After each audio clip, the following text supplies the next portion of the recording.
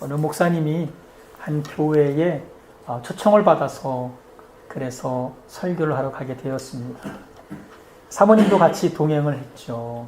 그래서 갔는데 이제 설교를 다 잘 마치고 예배 끝나고 나오는데 그 교회의 안내위원이 사모님의 얼굴은 처음 봤으니까 새신자는 줄 알고 인사를 합니다. 그런데 옆으로 살짝 이렇게 처음 오셨군요 인사하면서 이렇게 얘기하는 겁니다. 처음 오셨군요. 우리 교회의 설교는 오늘 같지 않습니다. 저분은 초청돼서 오신 분입니다. 이렇게 이야기를 하더랍니다. 내심 큰 기대를 하고 갔던 그 사모님이 마음속에 큰 상처를 받고 돌아와서 그때부터 남편 목사님을 위해서 더 뜨겁게 중보하며 기도를 해서 그 설교의 말씀이 더 영적으로 풍성해졌다는 그런 예화가 있습니다. 사랑하는 여러분, 우리가 하나님 앞에 정말 간절함으로 기도하고 또 함께 중보할 때 하나님은 그 기도를 들으시고 특별히 이 부부라는 관계 또 하나님이 맺어주신 관계 오늘도 이 혼인잔치가 나오는데 세상 포도주로 가늠되어지는 잔치가 아니라 정말 서로를 위해서 기도하는 그러한 하나님 안에서 영적인 잔치를 누리며 살아가는 그런 삶, 여러분의 부부의 삶, 가정의 삶, 또 여러분의 인생의 삶이 되시기를 주님의 이름으로 기원합니다. 오늘 진짜 포도주라는 제목으로 함께 말씀을 나누기를 원합니다. 오늘 본문은 예수님이 세례를 받으시고 처음 제자들을 부르셨죠. 그리고 갈릴리 지역을 지나실 때에 가나라는 곳에 혼인잔치에 초대받아서 그곳에서 이루어졌던 기적을 중심으로 기록되어 있습니다. 특별히 오늘 본문 기적 이 사건은 예수님의 첫 번째 기적의 사건이죠. 기적이란 것을 특별히 해석할 것이 아니라 주님께서 공생의 공적인 삶을 시작하게 되시는 첫 번째 사역의 시작의 계기가 되었던 것입니다. 어찌 보면 성경에 주님이 아직 내 때가 아니라 말씀하셨는데 주님께서 이 가나의 혼인잔치에서 그 잔치에 필요한 것들을 도와주심으로 또한 그곳에서 놀라운 기적의 역사를 베푸심으로 그렇게 주님의 사역의 때가 당겨져서 시작되는 그러한 의미로 또한 우리가 은혜로 해석이 될 수가 있습니다. 오늘 말씀을 통해서 예수님이 주시는 진짜 포도주, 그 포도주가 무엇인지, 그 포도주는 누구에게서 나오는 것인지, 여러분 그 포도주의 참맛을 봄으로 진정으로 여러분이 주님이 부르시는 그 영적인 잔치에 축제의 잔치에 참여하는 그런 삶을 살아가시는 성도님들 다 되시기를 주님의 이름으로 축원합니다. 오늘 가나 혼인 잔치에 있었던 사건을 여러분 아시죠? 좋은 포도주를 내놔서 많은 사람들이 흥에 겨우고 있는데 포도주가 떨어졌습니다. 그때 그것을 본 예수님의 어머니 마리아가 예수님께 요청을 하죠. 포도주가 떨어졌습니다. 아마 예수님은 어머니께서 무언가 하실 수 있는 그리고 특별히 그가 가지고 있던 하나님으로부터 계시를 가지고 그 예수님을 통해서 분명 하나님이 이루실 일이 있었음을 아마 예감했는지도 모르겠습니다.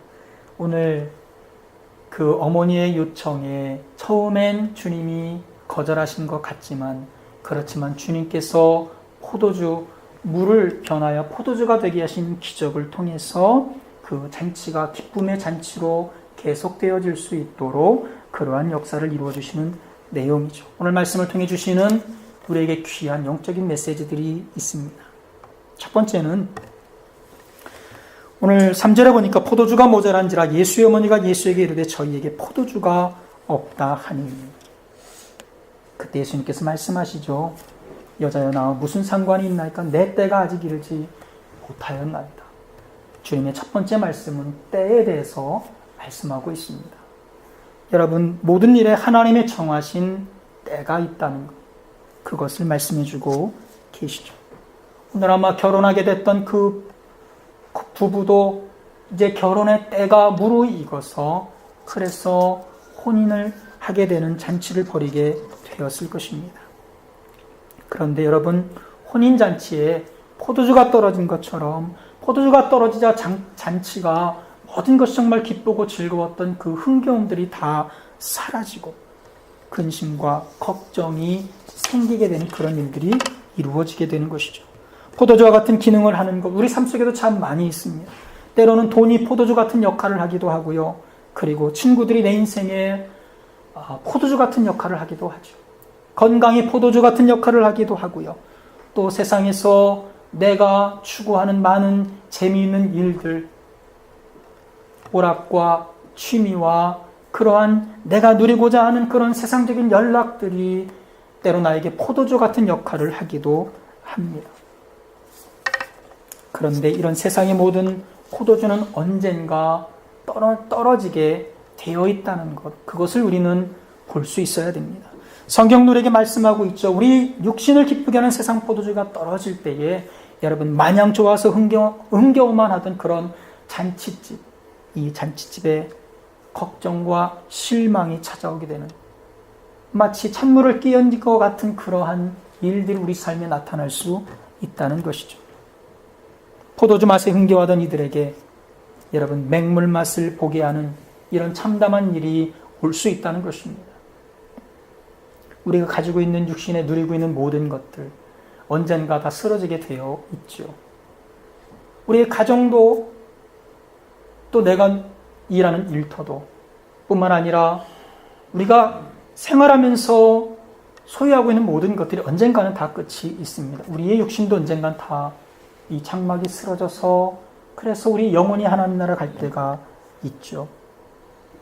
사랑하는 여러분, 주님 안에서 세상적인 포도주가 언제고 떨어질 수 있는 것처럼 여러분 하나님 안에서 우리들의 삶에도 때가 있다는 것, 하나님 안에서 성도로, 하나님 안에서 주님께 부름받은 직분자로, 사명자로 주님의 부르심과 소명과 사명의 때, 사역의 때가 있다는 것을 우리가 알아야 한다는 것이죠.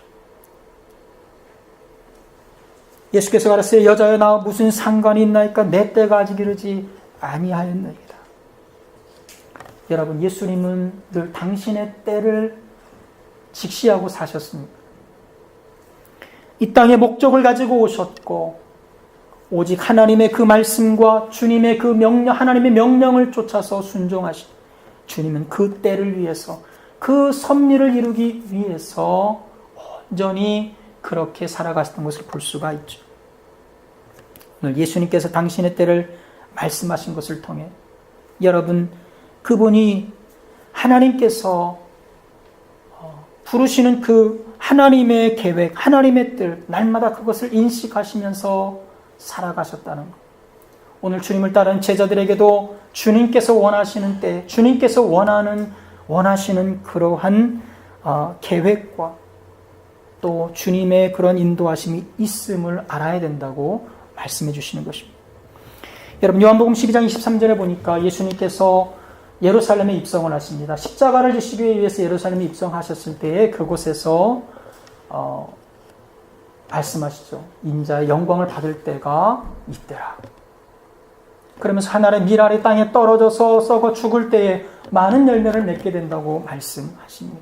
또 자기 생명을 사랑하는 자는 잃어버릴 것이요 자기 생명을 미워하는 자는 영원토록 보존하게 될 것이라고 말씀합니다. 다시 말해 주님은 하늘의 밀로 이 땅에서 떨어져 썩어 죽으실 당신의 그 때를 드디어 아셨습니다.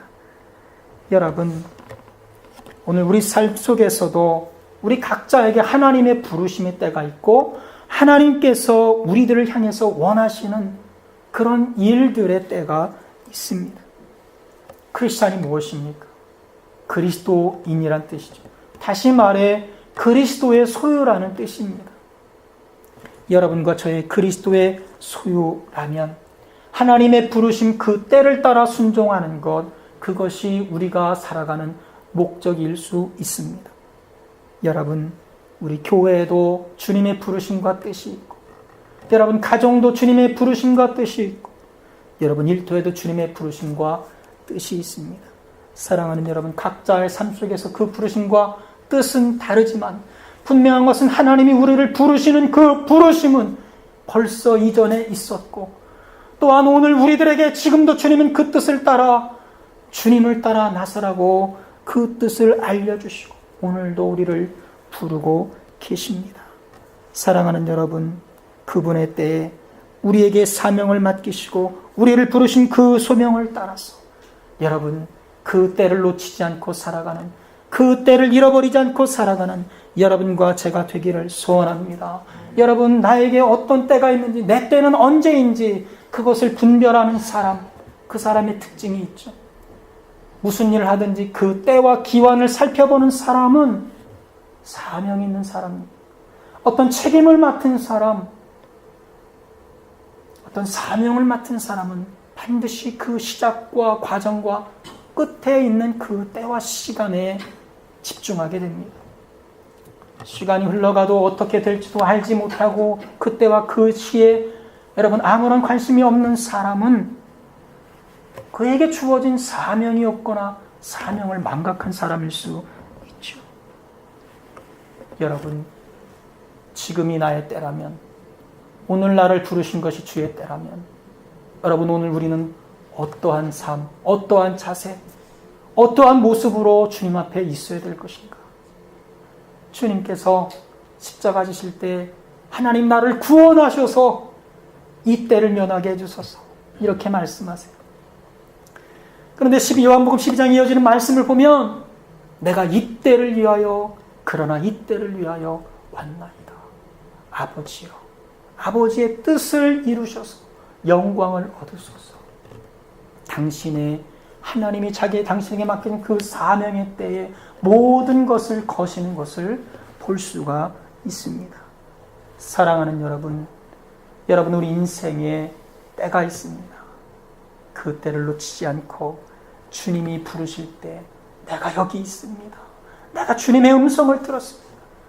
여러분, 어린 사무엘이 자다가도 벌떡 일어나서 성전으로 달려가는 것처럼 주님이 부르신 그때에 주님 앞에 손들고 달려나가 쓰임받는 여러분과 저의 삶이 되기를 주님의 이름으로 간절히 축원합니다. 두 번째, 주님과 함께 해야 된다는 말씀을 주십니다. 오늘 어머니가 하인들에게 이렇게 말하죠. 너희에게 무슨 말씀을 하시든지 그대로 하라. 그때 주님께서 여러분 처음에는 내 때가 아니라 말씀하셨지만 그러나 주님이 물로 포도주로 변하게 하시는 그런 기적을 베풀어 주시죠. 여러분, 마리아가 하인들에게 예수님의 말씀이 무엇이든지 순종하라고 그렇게 당부하고 있는 것을 볼 수가 있습니다. 그리고 예수님이 돌 항아리 6개를 보시고 하인들에게 말씀하시죠. 물을 채워라. 그랬더니 하인들이 그 말씀에 순종해서 물을 채우게 됩니다. 그런데 그들을 보니까 아구까지 물을 채웠다고 하죠.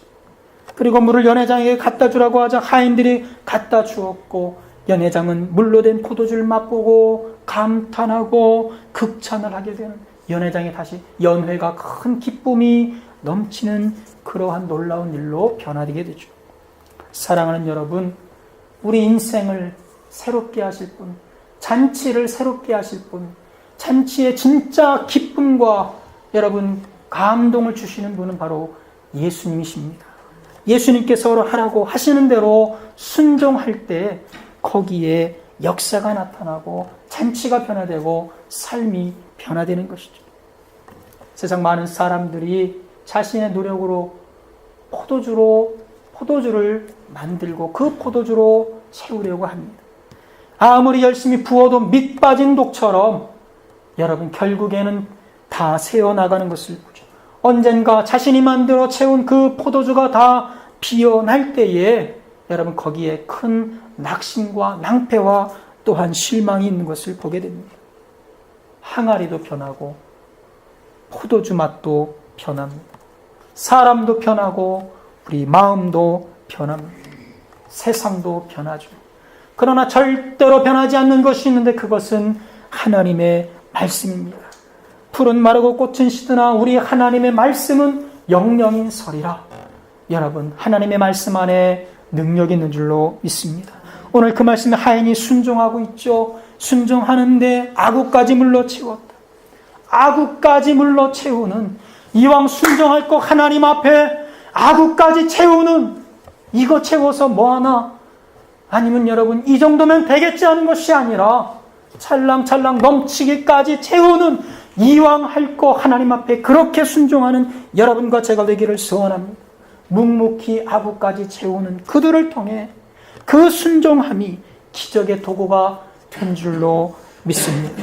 사랑하는 여러분, 믿음과 순종이 있을 때 거기에 말씀의 응답과 기적의 역사가 있습니다. 이 기적은 많은 사람들을 기쁘게 하는 것이죠. 여러분, 주님은 이런 기적의 도구로 돌 항아리를 쓰셨고 와인들을 쓰시고, 여러분, 물을 아무런 가치 없어 보이는 맹물을 쓰셨어요. 여러분, 우리들에겐 정말 하찮은 존재들 같아 보이지만 주님 손에 준비될 때에, 아직 주님의 때가 아닌 것 같아 보인다 하지만 주님은 준비된 그곳에 역사하시고, 준비될 때 하나님의 나라가 당겨지는 역사가, 놀라운 주님의 권세가 나타나는 은혜가 있다는 것을 믿으시기를 바랍니다. 물 항아리 같은 존재인 나, 투박하고 정말 온기도 없고 희망이 아무런 희망도 없어 보이는 우리 둘이 주님 곁에 있을 때에, 주님의 그 말씀에 순종할 때에, 비록 나는 정말 때가 안 되고 부족하고 하나님도 아직 때가 안 된 것 같아 보일지라도 하나님 앞에 순종할 때, 아구까지 채울 때에, 나의 최선을 다할 때, 준비되어 있을 때에 하나님은 역사하신 것을 믿으시기를 바랍니다. 그때 주님의 놀라운 능력의 도구로 영광을 드러내는 주님의 사람들로 쓰임받게 될 줄로 믿습니다. 여러분, 주님 곁에 있으시기를 바랍니다. 주님 곁에서 무엇을 행하시든지 무엇을 하실지 그것을 지켜보고 주님 앞에 준비되는 여러분의 삶이 되기를 바랍니다. 곁에 있던 마리아, 주님 곁에 있던 동아리들, 돌 항아리들, 주님 곁에 있었던 하인들, 그들이 주님의 마음을 알았고 주님의 말씀을 들었고 그들이 기적의 영광을 체험하게 되었죠. 오늘 성경에 보니까 그 포도주가 어디서 나왔는지, 여러분, 연회장, 연회를 주관하는 그 사람은 전혀 알지 못했다고 합니다. 사랑하는 여러분, 지난주 우리가 하나님과 평생을 동행한 에녹에 대해서 말씀을 살펴봤죠. 에녹이 365년을 향수하고 죽었습니다. 그런데 성경에 보니까 300년을 주님과 동행했다고 말합니다. 그러면 몇 살 때부터 주님과 동행한 것입니까? 65이 넘어서부터 나머지 300년을 주님과 동행하는 삶을 살아갔던 것이죠. 65세 어떤 큰 깨달음이 있었다고, 어떤 변화가 있었다고. 여러분, 꽤 나이가 많이 들었을 때인데, 많은 인생을 살아왔을 때인데, 여러분, 에녹은 백발이 나기 시작할 때부터, 그때부터 하나님과 동행한, 진짜 믿음을 알게 되는, 진짜 신앙을 알게 되는, 진짜 깊이 있는 삶을 살게 되는, 진짜 내 인생이 누구로 왔고 누구로 말미암아 살고 어디로 돌아갈지를 아는 영적인 큰 깨달음을 얻게 되었습니다. 그래서 백발은 여러분 노인의 영광이라, 영화라 성경은 말하죠. 우리가 그것을 가치 있게 볼 것이 아닙니다.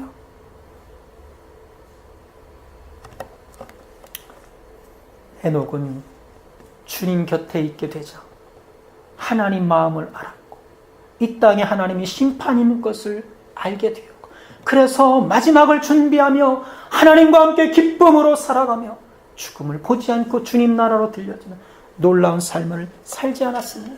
사랑하는 여러분, 주님 곁에 꼭 붙어서 주님이 무엇을 말씀하시는지, 주님이 어디를 보시는지 주님 앞에 내가 먼저 준비되어져 가는 여러분과 제가 되기를 주님의 이름으로 축원합니다. 마지막 세 번째, 잔치의 주인은 예수님이시라는 것을 우리는 잊지 말아야 합니다.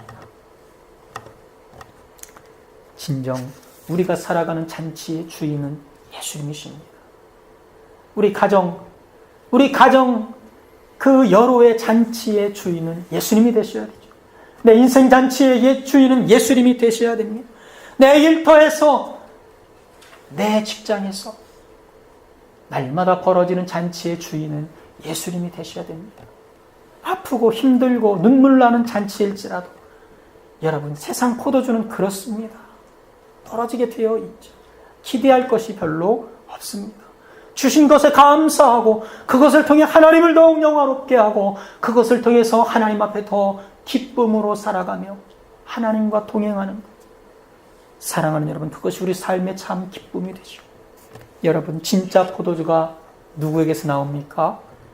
예수님께서 나오는 줄로 믿습니다. 여러분, 예수님께서 우리들에게 진짜 포도주를 주셨습니다. 여러분, 생수로 만들어졌죠. 그 생수는 생명수를 의미합니다. 요한복음 4장에 보니까 한 여인이 소개되죠. 여러분, 인생의 목마름을 채울 길 없어서 갈급해하는 한 여인이 나오는데 사랑받고 싶어서, 사랑으로 채워주고 싶어서 사람에게 매달려 봅니다.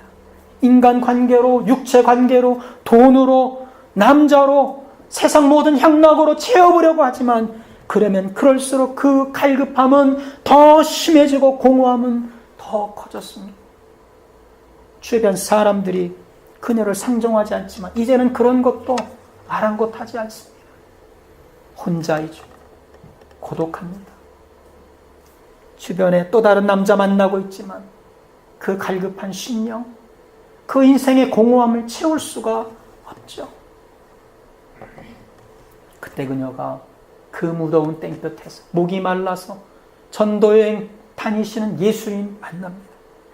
육신의 목이 마른 주님께서 물을 구하시면서 그 여인을 보시고 영혼의 목마름을 해결해 줄 말씀을 주시죠.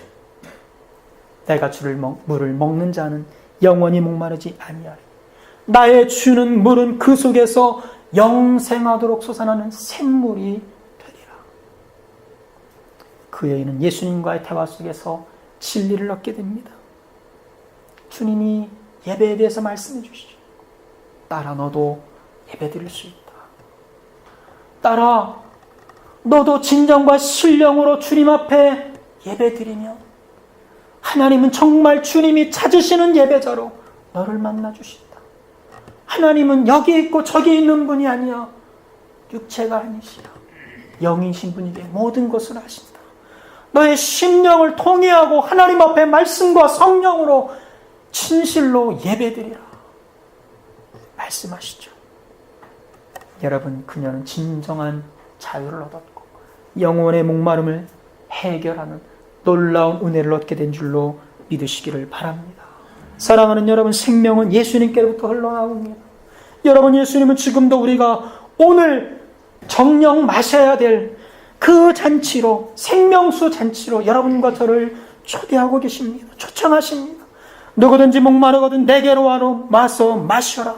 나를 믿는 자는 성경의 이름과 같이 그 배에서 생수의 강이 넘쳐나리라. 여러분과 저의 가장 깊은 곳에서 생명의 생수가 흘러 넘쳐나오는, 이것은 우리가 받는 성령에 대해서 말씀하신 거라고 말씀하셨습니다. 사랑하는 여러분, 예수님께서 육신의 사명, 주님의 때를 이루시고 가시면서 또한 주님의 때를 이어서 오실 성령을 보내주셨고, 주님은 오늘 이때 성령을 통해 여러분과 제 안에 임하시고 부르시고 놀라운 성령을 통해 생수의 강을 터쳐주시는 그러한 분이심을 여러분 믿으시기를 바랍니다. 성령으로 채우면 생수의 강이 넘쳐납니다. 성령으로 세우면 생명력이 우리 삶에 넘쳐나게 되어 있습니다. 사랑하는 여러분, 우리의 생각으로 쫓아가는 것이 아닙니다. 마음의 결심으로 쫓아갈 수 있는 것이 아니죠. 성령의 터쳐주심으로, 성령의 만져주심으로, 성령이 그 영혼의 깊숙한 곳을 만지셨을 때 감추고 눌러놓았던 상처를 꺼내고 이것이 아니라는 것, 아무것도 아니라는 것, 더 이상 거기에 올무에 매여 있을 네가 아니다. 끊어내 주실 때에, 치료하실 때에, 고쳐주실 때에, 여러분, 그때 우리는 새로운 모든 것을 다 터쳐내버리고 하나님의 성령으로 새로워지는 그러한 생명력 있는 삶을 살아가게 될 줄로 믿으시기를 바랍니다. 성령 잔치에 오라 부르시는 주님의 초청에 나아가시기를 바랍니다. 여러분, 그때 진짜 포도주 맛을 맛보고 오늘 이 포도주 잔치 기적을 통해 말씀하신 여러분 그 기쁨, 그 생명, 놀라운 은혜의 삶을 살아가게 되실 줄로 믿습니다. 기도하시겠습니다. 사랑의 하나님,